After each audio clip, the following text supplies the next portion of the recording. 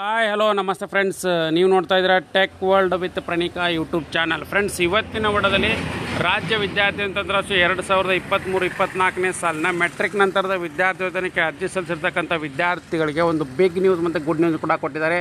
ಏನು big news ಮತ್ತು good news ಸಂಪೂರ್ಣ ಮಾಹಿತಿ ತಿಳಿಸ್ಕೊಡ್ತಾ ಹೋಗ್ತೀನಿ. ತಪ್ಪು ಸ್ಕಿಪ್ ಮಾಡೋದು ಪೂರ್ತಿಯಾಗಿ ನೋಡಿ. ಹಾಗೆ ನಿಮಗೆ ಇಷ್ಟ ಆದರೆ ಒಂದು ಲೈಕ್, ಶೇರು, ಸಬ್ಸ್ಕ್ರೈಬ್ ಮಾಡಿ ನೋಡಿ. Friends, already last date extend ಆಗುತ್ತೆ ಏನಂತ ಸಾಕಷ್ಟು ಮಂದಿ ವಿದ್ಯಾರ್ಥಿ ಕೇಳ್ತಾ ಇದ್ದಾರೆ. ಇಲ್ಲ ಫ್ರೆಂಡ್ಸ್, ಯಾವುದೇ ಕಾರಣ ಕೂಡ ಲಾಸ್ಟ್ ಡೇಟ್ ಎಕ್ಸ್ಟೆಂಡ್ ಮಾಡಲ್ಲ.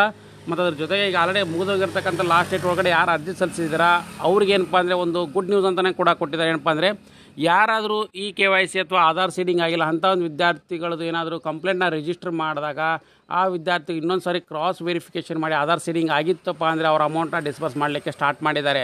ಈ ಬಗ್ಗೆ SSP ಅವರು ಕೂಡ ರಿಪ್ಲೈ ಮಾಡಿದ್ದಾರೆ. ಫ್ರೆಂಡ್ಸ್, ಆ ಬಗ್ಗೆ ಸಂಪೂರ್ಣ ಮಾಹಿತಿ ತಿಳಿಸ್ಕೊಡ್ತಾ ಹೋಗ್ತೀನಿ.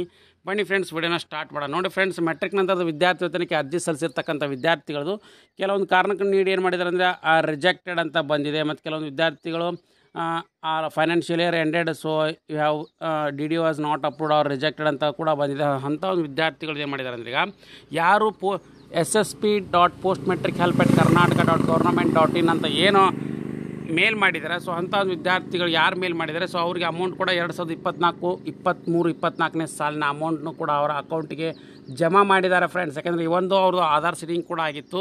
ಇಲ್ಲಿ ನೋಡಿ ಫ್ರೆಂಡ್ಸ್, ಆ ಪರ್ಟಿಕ್ಯುಲರ್ ವಿದ್ಯಾರ್ಥಿ ಕೂಡ ಅರ್ಜಿ ಕೂಡ ಸಲ್ಲಿಸಿದ್ರು. ಆಧಾರ್ ಸೀಡಿಂಗ್ ಕೂಡ ಎಸ್ ಆಗಿತ್ತು, ಬಟ್ ಅವ್ರ ಅಮೌಂಟ್ ಕೂಡ ಏನಪ್ಪ ಅಂದರೆ ಜಮಾ ಆಗಿದ್ದಿಲ್ಲ. ಮತ್ತು ಅದ್ರ ಜೊತೆಗೆ ಆಧಾರ್ ಸೀಡಿಂಗ್ ನಾಟ್ ಡನ್ ಅಂತ ಕೂಡ ಕೊಟ್ಟಿದ್ದರು. ಸೊ ಹಾಗಾಗಿ ಅಂಥ ಒಂದು ವಿದ್ಯಾರ್ಥಿಗಳದ್ದು ನಾವು ಮೇಲ್ ಮಾಡಿದಾಗ postmetrichelp@karnataka.government.in ಅಂತ, ಸೊ ಅಂಥ ಒಂದು ವಿದ್ಯಾರ್ಥಿಗಳದ್ದು ಕ್ರಾಸ್ ವೆರಿಫಿಕೇಷನ್ ಮಾಡಿ SSP ಅವ್ರು ಏನು ಮಾಡಿದ್ದಾರೆ ಅಂದರೆ ಆ ಪರ್ಟಿಕ್ಯುಲರ್ ಅಮೌಂಟ್ನು ಕೂಡ ಡಿಸ್ಬರ್ಸ್ ಮಾಡಿದ್ದಾರೆ. ನೋಡಿ ಫ್ರೆಂಡ್ಸ್, ಫಸ್ಟ್ ಲೆವೆಲ್ನಲ್ಲಿ ಆ ವಿದ್ಯಾರ್ಥಿದು ಏನಪ್ಪ ಅಂದರೆ ಬ್ಯಾಕ್ವರ್ಡ್ ಕ್ಲಾಸ್ ವೆಲ್ಫೇರ್ ಡಿಪಾರ್ಟ್ಮೆಂಟ್ ಸೇರಿರ್ತಕ್ಕಂಥ ವಿದ್ಯಾರ್ಥಿ ಅಪ್ಲಿಕೇಶನ್ ವೆರಿಫಿಕೇಷನ್ ಮತ್ತು ಅಪ್ರೂವ್ಡ್ ಆಸ್ ಎಲಿಜಿಬಲ್ ಕೂಡ ಎಸ್ ಆಗಿದೆ.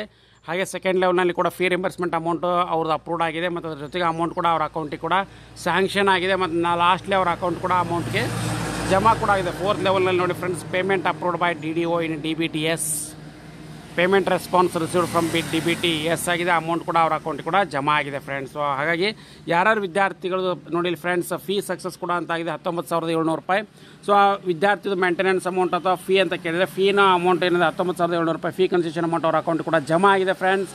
ಹಾಗಾಗಿ ಇದೊಂದು ಬಿಗ್ ಅಪ್ಡೇಟ್ ಅಂತಲೇ ತಿಳಿಸ್ಕೊಡ್ತಾನೆ. ಸಾಕಷ್ಟು ಮಂದಿ ವಿದ್ಯಾರ್ಥಿಗಳದ್ದು ಏನಪ್ಪ ಅಂದರೆ ಅವ್ರದ್ದು ಅಮೌಂಟ್ ಕೂಡ ಸೊ ಜಮಾ ಆಗಿದ್ದಿಲ್ಲ. ಸೊ ಅಂಥಲ್ಲ ವಿದ್ಯಾರ್ಥಿಗಳು ಏನು ಮಾಡಿ ಅಂದರೆ postmetrichelp@karnataka.government.in ಕೂಡ ಇಮೇಲ್ ಮಾಡಿ ನಂತರ ಏನಪ್ಪ ಅಂದರೆ ಅಮೌಂಟ್ ಕೂಡ ಅವ್ರ ಅಕೌಂಟ್ ಕೂಡ ಜಮಾ ಮಾಡೋಕ್ಕೆ ಸ್ಟಾರ್ಟ್ ಮಾಡ್ತಾರೆ. ಯಾವುದೇ ಕ್ಯಾಟಗರಿ ವಿದ್ಯಾರ್ಥಿಗಳು ಇರ್ಬೋದು.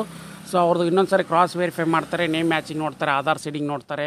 ಹಾಗೆ ಏನಪ್ಪ ಅಂದರೆ bank account Aadhaar number link ಆಗಿದ್ದಲ್ಲಿ ಚೆಕ್ ಮಾಡ್ಕೋತಾರೆ. ಸೊ ಆಗಿತ್ತಪ್ಪ ಅಂದರೆ KYC ಎಲ್ಲನೂ ಕೂಡ ಆಗಿತ್ತು, ನೇಮ್ ಮ್ಯಾಚಿಂಗ್ ಕೂಡ ಆಗಿತ್ತಂದರೆ ಸೊ ಅಮೌಂಟ್ ಅವ್ರ ಅಕೌಂಟಿಗೆ ಜಮಾ ಮಾಡ್ತಾರೆ ಫ್ರೆಂಡ್ಸ್. ಸೊ ಹಾಗಾಗಿ ಇದೊಂದು ಬಿಗ್ ಅಪ್ಡೇಟ್. ಕೂಡಲೇ ಎಲ್ಲರೂ ಕೂಡ postmetrichelp@karnataka.government.in ಕೂಡ ನಿಮ್ಗೆ ಜಮಾ ಆಗಿಲ್ಲ ಅಂದರೆ ಸ್ಕ್ರೀನ್ಶಾಟ್ ತೆಗೆದು ನಿಮ್ಮ ಡೀಟೇಲ್ಸ್ನ ಹಾಕಿ ಮೇಲ್ ಮಾಡಿ. ಸೊ ನಿಮಗೆಲ್ಲರಿಗೂ ಕೂಡ ಒಳ್ಳೆಯದಾಗಲಿ ಅಂತ ಆಶಿಸ್ತಾ ಇದ್ದೀನಿ. And finally thanks for watching the video.